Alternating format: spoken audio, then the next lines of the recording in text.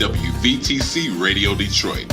You can find us on Facebook, YouTube, our website, www.wvtcradio.com, or download our WVTC app from the Play Store for Android users and the App Store for iPhone users.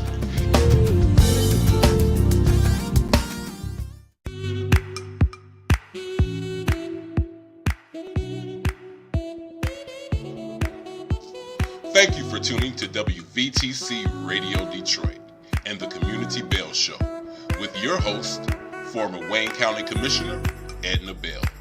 Stay tuned for insightful information Detroiters will find valuable. Text a friend and tell them to watch with you for news you can use. And now, your host, Edna Bell.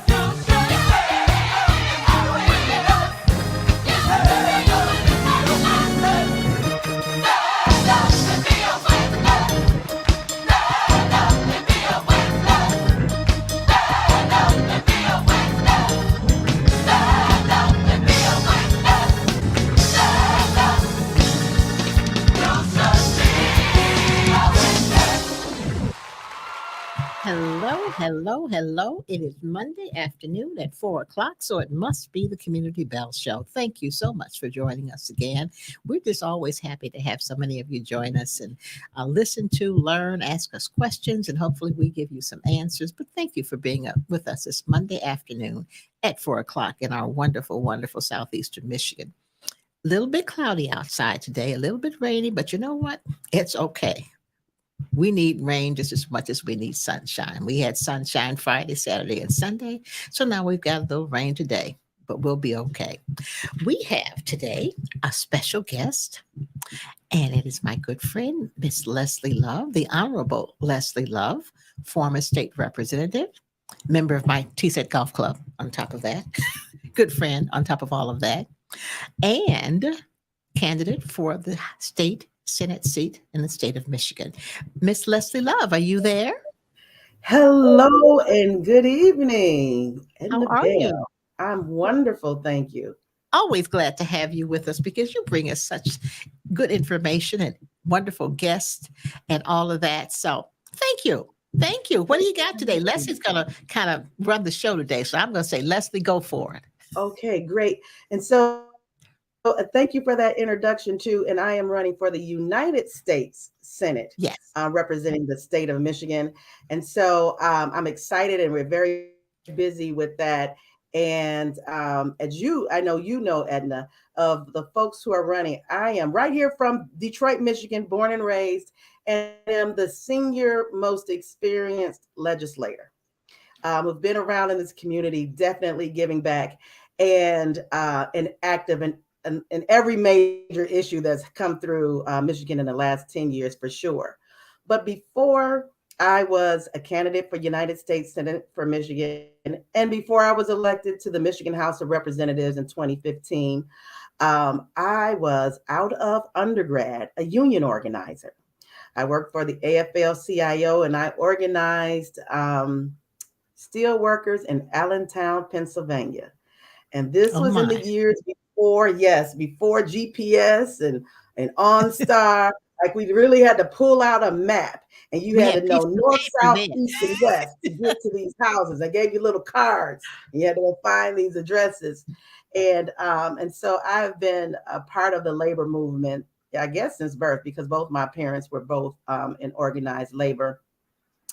And I remember going on the picket line with my mother as a kid. And that was fun. When you're a kid, you get to yell, no contract, no work, and eat Yes. pizza. So that was a dream for me. But she also taught me the lessons behind organized labor. And when not so recently, but in the early aughts, I went back to get a second master's degree in human resources management because I knew that at some point in the future, we were going to have a human resource crisis. And so today, what I wanted to talk about was the UAW strike Okay. and that And you can do relationship. that. But before you do that, I want people to go back a little bit further, back in 20,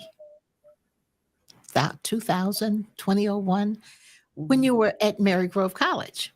Yes. Talk Yeah. about your time at Mary Grove College and what you did there. Right. So I was a professor for 13. I'm still a professor. Once a professor, always a professor. Mhm. But at Mary Grove College for 13 years, and I was the director of theater operations. And I also served as an adjunct professor for Wayne County Community College District.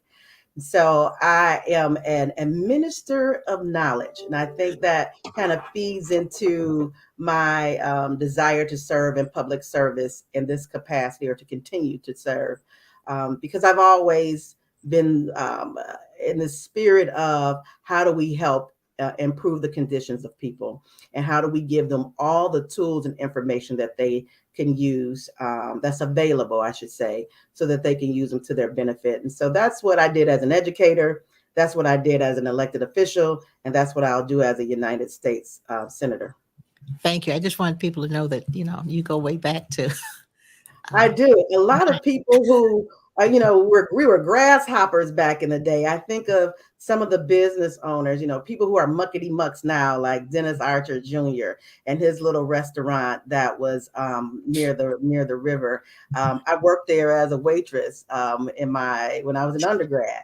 And so just been around this city, this state for so many years on so many issues with SEIU and with our nurses, just a little bit of everyone. So I'm very much aware of our stakeholders. They know who I am. And so whether it's sinkholes or contaminated water or trying to put down a pipeline in northern Michigan or the reorganization of the largest school district in the state of Michigan, all of those things and plus more, yours truly was there. And I think it's kind of unique because you don't see it very often that I'm Black and I'm a woman. But Clearly. Yes. And she fishes and hunts too. I want you to all to know. So right, just throw that in. right. Yeah, little novice fisher lady, angler, and hunter. That comes right here from Detroit. And Detroit has so many talented people in it. And we have an opportunity this election year to do something historical. And that's really support our own and put someone that is homegrown, Michigan bred, educated here. Even my college experiences, all here, private and public in the Great Lakes state of Michigan. And so that's rare. You don't see someone with the breadth and depth and degree of experience and knowledge that I have actually running for office. It's usually all about who's got the money, who's got the money. You all can go to my website, loveformichigan.com, and make and read more about me and make contributions. But I would love to Money, get to money know your does help. Money does money help. helps a Money lot does. Yeah. for sure. Okay, you're on. Okay, my phone is ringing somewhere and I can't stop it. Okay. Oops. Sorry about that. You're gonna hear that for a minute go off. So today I wanted to talk about probably what's on everyone's mind because tomorrow President Biden is scheduled to come to Michigan to participate in the UAW strike, and then there's talk about the former president coming here on Wednesday, and it's all over the news. And what is the significance of the strike? What is the significance of labor? As the labor industry, the membership starts to kind of dwindle right now. A lot of labor came out of manufacturing, and that's a smaller segment of our population now. And even though there are nurses and healthcare workers and grocery store workers who and all types of folks who are a part of labor organizations, sometimes there's so many of us who are not that I thought it was important that I remind us of how we got here today and then hear from our guest, who is a member of UAW, and get some perspective from him. So, to put some context on this, the Industrial Revolution started in Europe and in Britain, and here in America, mid 1800s to 1900s. And this is a time when plants are being built, chemicals, electricity. Every home is and building is electrified. We are creating automobiles that are more accessible to more people, and it's an exciting time. It's the beginning of polluting the world. No, but it is an exciting time in our nation as we create all this machinery. And so the average worker at the height of the Industrial Revolution, guess how many hours they worked, Edna? A day. Probably 80. It's not 80 hours in a day, but they tried it. No, They tried it. okay, let's go for 16. Ding, ding, ding, ding, ding, ding, ding, ding, ding, ding, ding. See, Yeah. that's why you're the host of Community Bell Show. 16 hours a week. So just imagine 16 hours. That's more than half a day. Yes. And then if we get the 8 hours we're supposed to get for sleep, that equals a 24-hour day. You're That done. means when you were not asleep, you were at a job working. Mm-hmm. It was not a sustainable way for a person to live. And everybody who was working got it. But because America was the new country and we were competing with our European adversaries, I guess, at the time, because, we just won our independence from all that fighting here in America, that it was this need to hurry up and build, hurry up and beat those guys over in Europe. Hurry up, hurry up, hurry up. And so they were really putting a lot of pressure on our workers. And so organized labor started to appear. In about 1866, the National Labor Union asked Congress to pass an 8-hour work week. And they had to, it was really slow. The United States was really, really slow to go, listen, we got to catch up. Y'all just work till you die. And they said, no, that's not sustainable. We're not trying to do that with our life. And so there was a real effort for that. And then these organized labor groups called for a national strike on May 1st, 1866. And so workers all over the nation went on strike. But in Chicago in particular, they had a very bloody, violent strike there, workers and police Mhm. officers. It was a whole bloody mess at what is called the Haymaker Affair there in Chicago.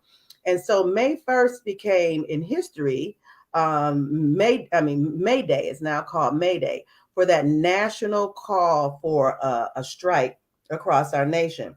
Then in eight, so I'm going to quickly go over this timeline. Mhm. 1867, President Ulysses S. Grant proclaimed an 8-hour workday, but this was only for government workers. But some private sectors started to pay attention to this, and some of the nicer ones, I guess, yeah, we'll cut it down maybe to 10, 8 to 10, 9 to 10 hours a workday.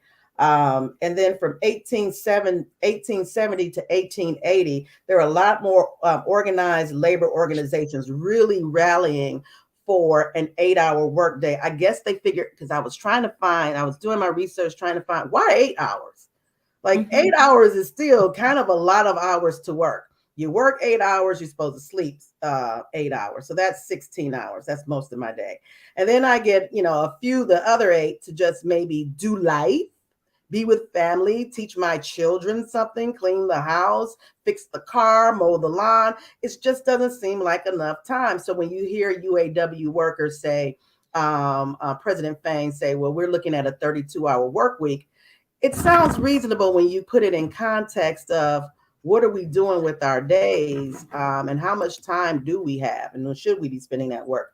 So 1890, the government started tracking workers' hours, and they discovered that people who worked in manufacturing worked an average of 100 hours a week. A We're talking hundred about 40 hours hours, a week. 100 hours a week. That's what the U.S. government was tracking then. And so in 1914, Ford Motor Company, I guess something happened. I would like to believe they had a moral compass that clicked on, or maybe they took the temperature and said, yeah, this is not working for us. We've getting a lot of strikes and a lot of deaths, and what can we do? And so they cut their hours down to 9 hours. And then later they ended up cutting it to 8 hours, and they double wages to that $5 an hour wage. And if you go into the Detroit Historical Museum on Woodward, they have a whole display about that Ford Motor Company and the Rouge plant riots. Very Mhm. interesting knowledge right here from Southeast Michigan. So in 1960, fast forward, 2 years later, Congress passed the Adamson Act that established an 18-hour a day minimum for railroad workers only, though. So, Wait a minute, 8 hours or a day or eight, 18? 8 hours. eight, Thank you. eight Okay. hours a Eight day. hours. Okay. And then in 1926, 10 years later after that, Ford Motor Company adopted a 5-day work week and a 40-hour, 5-day work week and a 40-hour work week. And that was Ford Motor Company. Then the Fair Labor Standard Act limited work week to 44 hours in 1938, and then reduced it to 40 hours in 1940. So since 1940, it has been the law of the land, this 40-hour work week. But it came from this place of fear, and we got to hurry up and catch up with the Joneses over there in Europe and in Mhm. Germany and Britain. Everybody, Yep. they are beating us, making cars and planes, and who's getting to the moon first, and being industrial nations. And so as the newer nation, we did that and worked our people to the bone. But because of good folks who said enough is enough is enough, they created this 40-hour work week, 8-hour work day, which All still right. seems like a lot when you think of it. So I wanted to provide that context and that history to this, because it's no small thing what the UAW is asking for during the strike. And so my guest today is Raymond O'Neill. He is the CBTU Canton chapter chairperson, under 40 chairperson, and the education chairperson for UAW Local 3000. So he's going to be joining us on the line too. Ah, there he is. Yes. Hello, Raymond. Hello. Can you Hello, hear me? Mr. O'Neill. We can hear you. Welcome to the Community Hi. Bell Show. We're glad to have you and our host today, Miss Leslie Love. Thank you for joining us. Leslie has just Lady. given us a really great history of how we got from working a million hours a day Right. to working 8 hours a day. So, Mhm. Hey, how you doing? Thank you for having me. Hold on, I'm getting a little interference, so let me just clear this up real quick so you guys can hear me. we can hear you. And I want you to pull over. She wants you to pull over so you're safe. We all want you to pull over Yeah. and be safe. All Yeah. right, hold on one sec. But while you're doing that, just going over some of the things that has been said about this UAW strike, that the strike will impact the economy tremendously. For every 10 days UAW was on strike, that's $50 billion impact to our economy. That's billion, B, 50. That's Um, scary. yeah, it That's is scary. It impacts not just those workers who are on strike, but also the small business supplier units that's on strike, and the businesses near those plants who rely on those workers to come and purchase goods. The child care centers who look forward to those children being dropped off so that their parents can go to work. It is really an ecosystem surrounding an auto worker. And even your brothers and sisters at Blue Cross Blue Shield are on strike in Unity. I guess in Unity, they got to negotiate their contract too. So we appreciate that. And me being a former union organizer, and by the way, I am still a part of AFT Local 2000, and I'm SAG after. Hello, somebody, because yes, she was an actress. So my oh, credits from doing the Detroiters in that movie, that other movie that was filmed here in Detroit, Batman v Superman. I was a part of that, and actually that paid for my union card. But Mr. O'Neill, you're back. Can you hear us? Okay. Yes, yes, I can hear you. and So while you're giving those, Leslie, let me go back to Local 174, General Motors Turnstead, where my father was a member, which yeah, helped put me through Wayne State University. So uh, unions have done a whole lot in Yes, this area to help a whole lot of folk. yes. So Mr. yeah, O'Neill, go ahead. yeah. I just wanted to say again, thank you for having me, and it's great that you serve this platform for labor, and also supporting the cause of being in labor in Detroit and being a black Detroiter also in the labor movement is a significance as well because we still are in a league of different and special needs from this labor movement and also our union. It's a different perspective of being there. So once again, I thank for the platform to be able to discuss what is our current events going on in the UAW. Absolutely. So tell me, what does this strike mean for you? And since you mentioned it, particularly African American workers. Well, I can tell you as union as a whole what it's done for black labor and especially in the city of Detroit, this being the home of labor where it should be. And um, the economy, I heard you speak about the economy, impactful economy when you are a African American in the labor movement means a lot. It means diversifying and breaking through new grounds through this entity of brothers and sisters. It's where we get to have that civil rights movement and then take up the fruits of that labor of the civil rights movement and incorporate it in the labor movement. It gives a platform to say we can overcome systemic racism. We can overcome our biases amongst each other and do right with that UAW Local 900 and come together as a body to stand against what is a total economic oppression on a group of people who only want to instill the American dream and raise just families like you'll hear all over the place. We're not asking to be billionaires, and we ain't asking to be below the poverty level, just enough so we can sustain life for our families and generations. Right.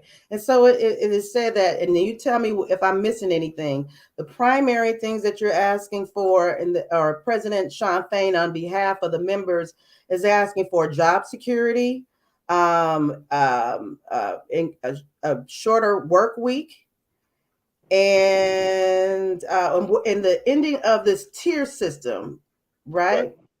Yes. Explain the tier system, because that sounds like inside politics. When regular folks hear that on the news, we don't know what that means. It's like, we thought you all were ballers. Right. Yeah. Mm-mm.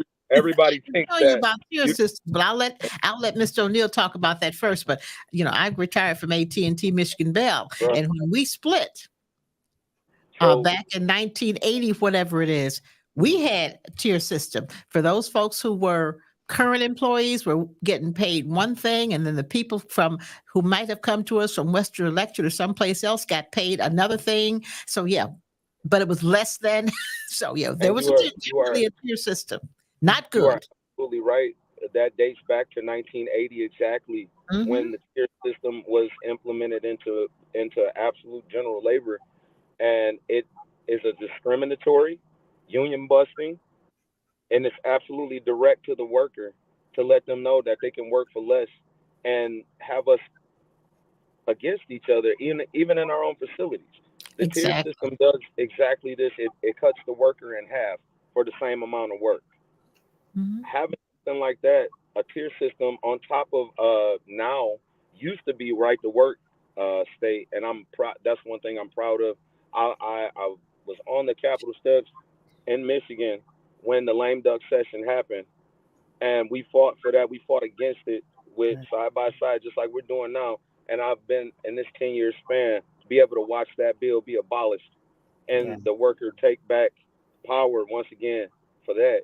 But having a tier system absolutely divides us. It liquidates and saves the company money. It's a company friendly tactic that is forced upon you by fear of what is. Now, back in 2007, I can tell you there was this opening of this contract that had to agree during a time of Great Depression and recession that we had to stay consolidated. But I'd like to say one thing about Ford Motor Company, as you highlighted earlier in the interview. We have to say that they are the only company that didn't take bailout money and actually relied on the brothers and sisters of the UAW to sustain their company. Bill Ford said himself, in the darkest times of this company, the UAW has helped my family and helped our company stay with the light at the end of the tunnel. So all we asking for in return out of the abolish this tier system and make us whole. We have a gigantic grievance with the auto industry right now for our underprivileged workers that should be brought up to rate and should not be used as tools along the way when a company is profitable, did not return what they got off of their backs. They've been working for half price for too long. And our story in the mid grade people, like I've got from, I'd say from 10 to 15 years, we're owed that money and we'll stand that line forever if need be because it's been past time. 15 years of back pay is needed. 15 years ahead of us in futuristic investment is required for us to be able to sustain a legacy of 30 years under one roof in a career mode where we need to grow with the economy each day. Each That's year, right. you see record profits come out of these companies, and we're still voiceless because we're Right. getting looked over, and we're the wheels that turn this country that still carry the American dream. Absolutely. So We have a Freeman, question from we have a question from the watching audience, the viewing audience, and it is with the request for a reduced number of weeks hours from 40 to 32, would that impact production? It wouldn't impact production, but it would give a fresh workforce to push more production. If we can have more times with our families and get things squared away, our focus could be our career and bringing a top quality product out of all three of these major companies. But we need time too, some conditioning, and look, we need some TLC on these bones. We need health care that will take care of these bones after I'm done using them. It doesn't make sense to watch and put back a worker that has dedicated his entire life like you said, we reduced by law only, not just a preference, from 16 hours to 8 hours, and that's still too much in a day when you got 3 to 5 kids running around, and they're different age groups, and you need to be a parent as well. And real life needs to be incorporated in real products that we produce that we can't even afford. So a Right. wage increase is needed if you want me to be an advocate for a product that is American, made by world class workers. World class workers that work every day and push this economy by the money that they spend out of these contracts. And then we'll go back to when you asked me what it is to be an African American in the labor movement. Those contracts mean everything to the inner cities and the people who bring them home. We stimulate economies and at your local liquor stores, local businesses. We're the first ones to patronize them. Profit sharing is everything. That means a great Christmas. That means grandma can get what she needs, and Right. the rest of the family too. And it is this investment back into our working class. It is Absolutely. the labor union who will buy the house, who will buy that vehicle, who will send their children to college. You Mhm. are a direct fueling the larger picture of the economy. And so to definitely respect that and recognize that. But Raymond, what do you say when you hear CEOs on the news and they say, listen, we're just coming out of a recession too. The federal government may shut down. This could strike a recession in the nation. The strike is not good. We don't really have the money like that. Yeah, we made profits, but that was on the short term. We don't know what the future is going to look like with this demand for electrification by 2030, 2035. What do you say to that? I would tell that CEO like I was taught. I treat the CEO just like I do the janitor. Everybody deserves respect, and a respectable wage in America is what's needed by union workers and the ones pushing a product that we walk past. I work. I build a sports car, right? I can't afford that sports car at almost 90 grand. Mm. But you want me to reflect the hard work that says I make 90 grand? No way. So, Mr. CEO, I would tell you, give us an offer that we can't refuse, and we'll work for you that we'll send our next generations too if need be, because we have. You're talking to a third generation UAW Ford employee that is still pushing the narrative and trying to push a little bit further from the hard work that came from my father and my grandfather, and making it valuable again, and actually putting an American value behind the American product. Absolutely. Absolutely, absolutely. I've got a father who worked at GM, a brother who worked at Chrysler, and a nephew who now works at Ford. So we span the That's generations, tradition. That's and it's been good for our family, but it's also been good for the companies. also, Mhm. absolutely, it's been good for the company. You can see by the dividends that they share in the stock market. You can see by the CEO's $20 million salary on top of bonus and incentives and severance packages for the departing ones. Well, you can see the 1.2 million that they send on the front of the buildings just to put cars on display that nobody can see. So I can tell you where waste management is. It's up top because we count our dollars down here. They Right. count for something. They count for tuitions. They count for bills. They count for maybe a family vacation if we can get past these mandatory If you 16. can get a day or two off work, huh? Exactly.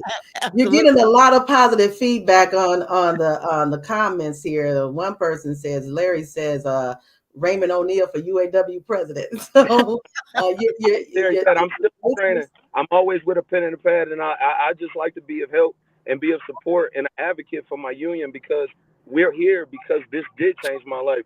Nobody wakes up every day and say, "Hey, I want to work in the hardcore auto industry." But this is the second chance for people who want to push forward and give that second chance to people that are in America, like they come in to America for a second chance from countries that are disadvantaged that we want to touch as well with the UAW and this family concept that we have. We keep it family business. Yeah. Absolutely. I have a question, another question, and I'm going back a number of years now, but at one time there was something called a nickel an hour for Nickel fund, education. the What? nickel fund, absolutely. Bring back the nickel fund. I should get T-shirts, right? Our nickel fund funded our education. It sent us to places like Black Lake, the Walter Reuther Education Center. that we all have an investment in that enriches our union and labor skills. This is a facility that's designed for UAW members and abroad to come and learn about absolute labor, where it was born at. The man that is the face of labor is right there, and we're all invested in it. And I believe that every one of our members should be able to be there and shed that education. I've taught there. I've been taught there. I've attended conferences there, and it changed my life towards what is the labor movement. And the education from the Nickel Fund, yes, it should be a joint venture with the company and union to absolutely push forward, because there's history in the big three, and there's absolute rich history in this union. And every member should know where they've been to know where they're going. Is the nickel fund a part of these negotiations? Is that something that's being asked to be returned? Do you know? That I can't say as a resolution, but I know that a resolution is to pay workers what they're worth. Yeah. That is the goal, is to make One of the sure we're things, taken care of. yes, and one of the things that is asked for is job safety and job security. You mentioned when you work on the line, when you're in manufacturing, it does have a toll on your body. I was doing some research recently on the lack of workers and what's causing that, and how many of our workers are on disability because of the hard labor that they have to do. And so not being able to be active in the workforce, but you're on disability, doesn't really help the companies either. And that's money wasted out the door. But the other interesting thing that has been talked about in this strike is this job security in terms of AI, the threat of artificial intelligence on the workforce. How does AI impact what you do at UAW for UAW and Ford? Well, AI is definitely, I wouldn't say it's an arch nemesis, but I'd say that it's a technology we don't know how to work with yet, due to the lack of information of it becoming so prominent in the industry. Us being left behind, the plans of all these big three automakers are making us less valuable if we're not bidding on the work that they have coming in 10 years from now. If we're not able to have a leg in on what we need to coach up our workers on, what's the next phase?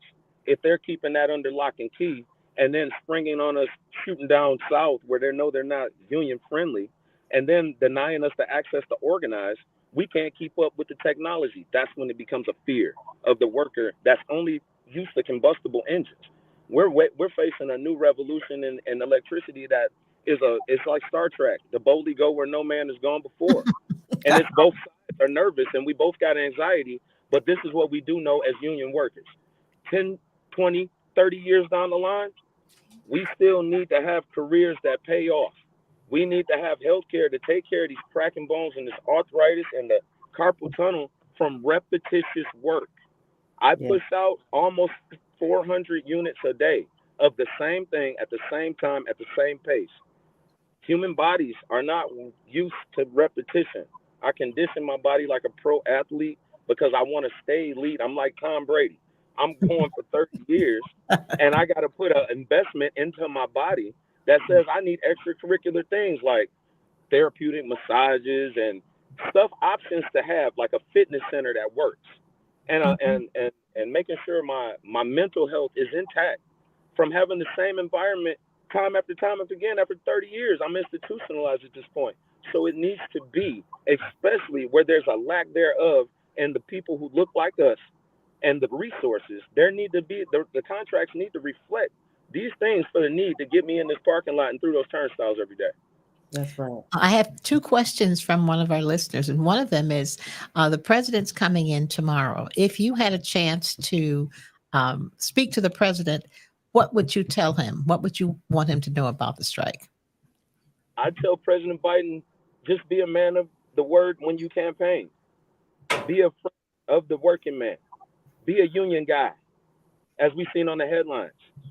Do not disadvantage this private sector union, and support it and pass legislation and make sure that the ones that we support are given what they need to pass legislation in the White House to keep collective bargaining protected, to keep the NLRB as on our side, and making sure there's checks and balances of power within CEOs.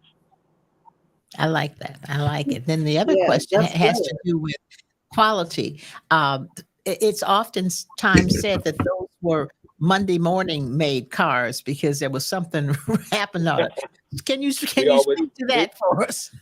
we always have that running joke. It's an auto industry joke. Don't buy a car on a Monday or Friday, but I encourage everybody to buy a car every day because they are made by world class workers, making a world class American product, a real American product that we believe in, not a rubber stamp. And we've shown commercials on TV about how these companies are so American and they're selling the soul of our workforce to the Far East. And by selling the top of this company, they're selling our dream that we still believe in. We're the fighters of the American dream because we live it. We want the house, the ranch house with the two cars in the garage and the kids in college and the white picket fence. We still believe in that. We don't want to be the extravagant ones. We want to hold it down with our rich moral values that come from our grandmas and our grandfathers' hard work and them prayers that came along with it. And that's all we ask. And it's not a big hoopla thing. We're not trying to bankrupt companies. We depend on you to sell cars for us to have a living. So absolutely not. In the history of the company, has it been bankrupt like I've heard in the news? No Mhm. way.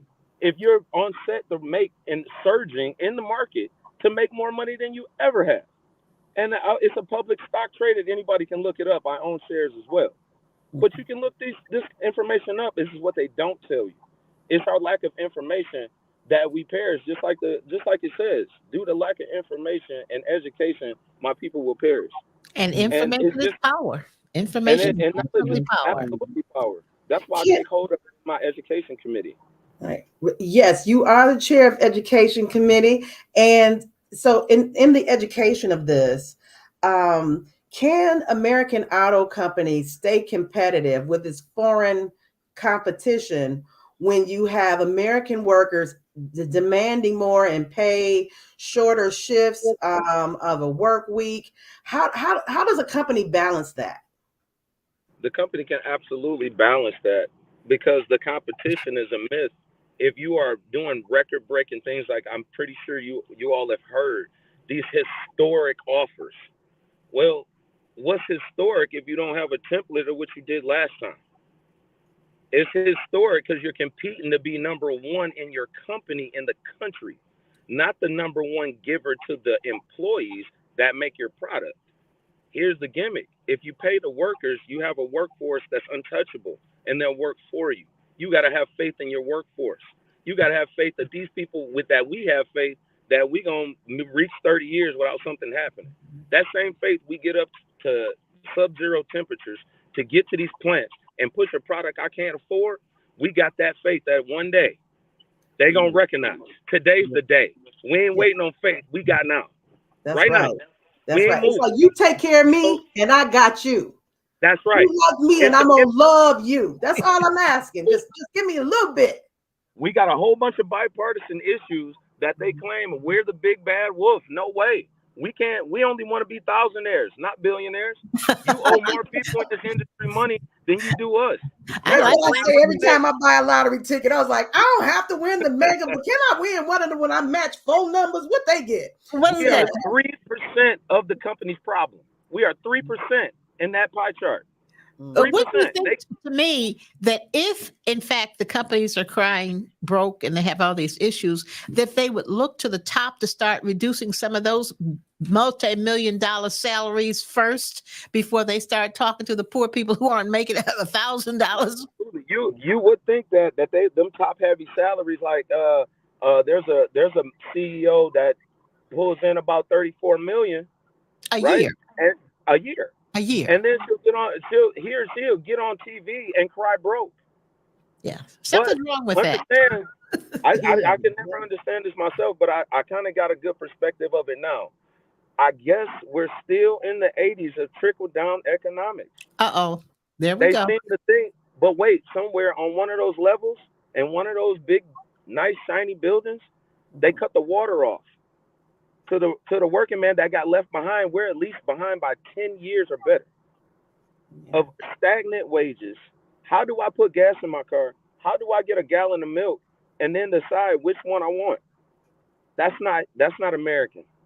Right. We're not a third world country. We're a superpower. And we need to reflect it by the people who actually speak for it, not the ones who play it on TV. That's Oh, very, very come well on, said. Raymond O'Neal. That's Very well Raymond said. O'Neal for you folks, Very well the said. Leslie, education chair for you want to UAW wrap Local it up? 3000. You want to Yes. wrap it up And with you and yes. Mr. Hey, O'Neal? And red, so red too, every day. I just want to say this: red every day in solidarity until every last member is made whole. Everywhere, tell every friends that the union is on strike and we're on it to stay until they move. so is there anything people can do who hear this? Should they drop off food, toiletries, or just honk their horn? Everything What you do you need? We need the community's absolute support. Absolute support. Get to those strike lines. Bring your family. Scream out loud because these contracts affect our community. Every UAW member that gets this Mhm. good contract that we're hoping for and we're going to wait for, it trickles out to our communities, and it's small things. It's small as the small business up the street. It's small as supporting the Girl Scouts. It's as small as your neighbors having a garage sale and you got some extra money and you want to patronize them. Those are the community things that give us that extra past our bills, past our tithes and offerings, right? And we want to give to our community to build them up. Somebody might put a basketball rim outside for the kids to play. Somebody might want to clean up a park with their good shiny new contract money. So let's put it in the communities. We absolutely need to come out. Any non-perishable items, bring out just to come support. Bring a convoy. Bring all American. Dress in red. We'll accept you. All right. We Thank you. appreciate you. Thank you so much, Mr. O'Neal. You've Hey, been great. absolute pleasure. Absolute That's Leslie? Mr. pleasure. Hey, O'Neal from UAW Local 3000, the education chair, and from the CBTU Canton chapter. We thank you for your time, sir, and we stand with you in solidarity. thank you, ladies. I So, appreciate it. Go Solidarity forever. UAW. all right. Right. And I want to say, as we wrap up this segment here, the president, Sean Fain, and his leading the charge on this, and the workers being, giving him the charge to lead and coming through. I appreciate his leadership. I know this is unfounded territory. And just Absolutely. like how I began this segment, giving you context in history of organized labor, from that 16-hour workday to that 8-hour workday that we know now, to possibly a 32-hour work week. It was organized labor that changed the trajectory of workers across the United States of America. And so it is not lost on me. It is not lost on our good sister Edna Bell, the contributions organized labor has made to our society. Whether it's child labor or the fact that you have health care, comprehensive health care, that dental, vision, and hearing is a part of that. All of these things that we sometimes as Americans can take for granted and forget, where did that come from? It wasn't always the good nature of the employer. It was because employees, working people who did not know that they were so essential to the economy until we had a pandemic, stood their ground and said, we deserve to be respected, and we deserve an honest day pay for an honest day's work.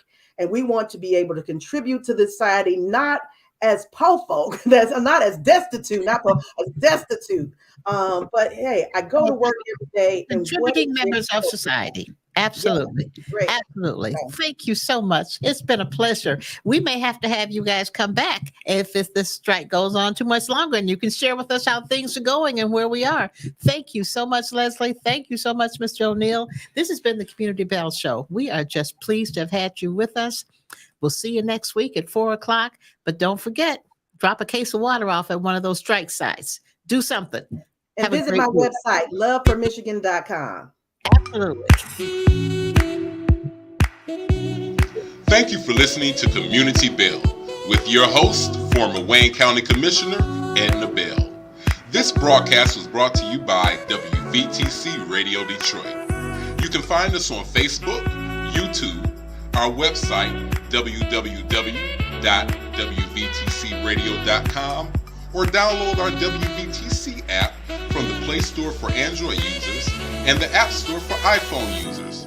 If you've enjoyed this broadcast, tell a friend to tune in. We'll see you next Monday at 4 p.m. Eastern to the Community Bell Show, right here on WVTC Radio Detroit.